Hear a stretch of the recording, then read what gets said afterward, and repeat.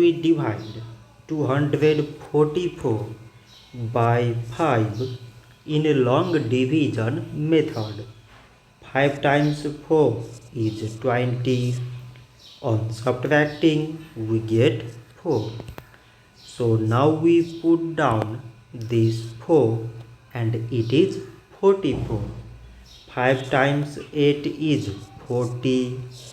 On subtracting, we get 4. So now we have no any other number to put it down.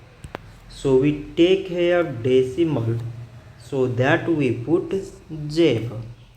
So it is 40 and 5 times 8 is 40. On subtracting, we get 0. So 244 divided by 5 is 48 decimal 8. So this much for today and thanks for watching.